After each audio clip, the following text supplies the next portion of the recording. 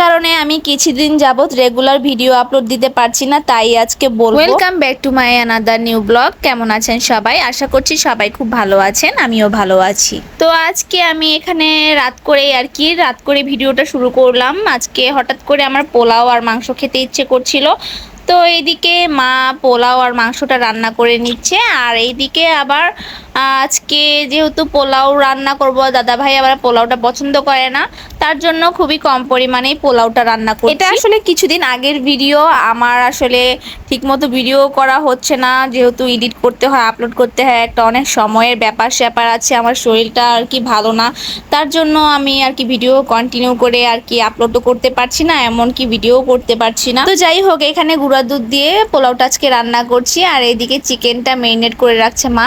আসলে আজকে রান্না করছে মা, কারণ আমার ভালো লাগছিল না। অন্যান্য সময় তো আমিও রান্না করি আমার ভালো লাগলে, কিন্তু আজকে মাকে বলছিলাম আমার পোলাও মাংস খেতে ইচ্ছে করছিল, তো মা এখানে রান্না করে দিচ্ছে আমার জন্য। তো এটা আসলে কিছুদিন আগের ভিডিও, আজকের ভিডিও না। তো আরও মানে 2 দিনের ভিডিও একসাথে কালেক্ট করে তারপর আমি এই ভিডিওটা করেছি। তো যাই হোক, এখানে মাংসটা মেরিনেট করে রেখে দিয়েছিলাম, এরপর কষাতে বসে দিলাম।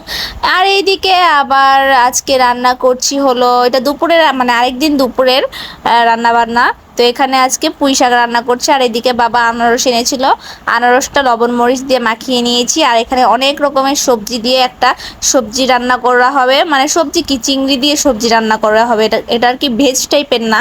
তো যাই হোক, এইদিকে আবার দেখলাম মা রান্না করছে, পাশাপাশি আবার থালা বাসন সব কিছু ধোয়াধুয়ি করছে। কিছুদিন যাবত মাকে আমি সাথে হেল্প করতে পারছি না, মাই সব কাজ একা একাই করছে, এইদিকে রান্নাও করছে, এদিকে ধোয়াধুয়ি করছে। যাই হোক, আমি খুব তাড়াতাড়ি আবার মাকে হেল্প করব। তো এইদিকে যে পুঁই শাকটা খুব ভালোভাবে সেদ্ধ হয়ে গিয়েছে। আজকে পুঁই শাকটা কোনো রকম চিংড়ি টিংড়ি দিয়ে রান্না করবে না, এইভাবে সিম্পলি রান্না করবে। তো যাই হোক, এখানে পুঁই শাক রান্না করে নিচ্ছে মা, আর এদিকে আবার চিংড়ি নামিয়ে রেখেছে ওই যে সবজি দিয়ে রান্না করার জন্য। যে এই সবজিগুলো এখানে রয়েছে, টমেটো না আসলে বেগুন, আলু, পটল, শসা, আরও জানি কি কি অনেক রকমের সবজি রয়েছে, মনে নেই আমার। আর এখানে হলো ওই যে জিরা ফোড়ন দিচ্ছে, আমরা সবসময় জিরা ফোড়ন দিয়ে এই সবজিটা রান্না করি, এক্ষেত্রে খেতে একটা সুন্দর ফ্লেভার আসে। অনেক সময় 5 ফোড়ন দিয়ে রান্না করলেও ভালো হয়, যেহেতু আজকে মাছ দিয়ে রান্না করব তার জন্য দিয়েছি হলো জিরা ফোড়ন। তো যাই হোক, এখানে ভালোভাবে কষিয়ে নিচ্ছে মরিচের গুঁড়ো, হলুদের গুঁড়ো, লবণ দিয়ে অনেকক্ষণ যাবত কষিয়ে কষানো হয়ে গেলে সে পর্যায়ে আর কি জলগুলো দিয়ে দিবে, জল দিয়ে টানিয়ে তারপর নামিয়ে পরিবেশন করে নেবে। আর এই যেদিকে শাকটাও রান্না হয়ে গিয়েছে, সুন্দর হয়েছে শাকের কালারটা। আসলে ভিডিও শুরুতে যেটা বলছিলাম, যে কারণে ভিডিও দিতে পারিনি আর কি, একটু অসুস্থ ছিলাম, তো তার জন্য ডাক্তার বলেছে রেস্টে থাকতে, তার জন্য আর কি কন্টিনিউ করতে পারিনি ভিডিওটি। কিন্তু এখন থেকে চেষ্টা করব, কন্টিনিউ না পারলেও কন্টিনিউ করার চেষ্টা করব, আর ভিডিও আপলোড করার চেষ্টা করব এখন থেকে। তো আজকের ভিডিওটি এ পর্যন্তই, ভালো থাকবে।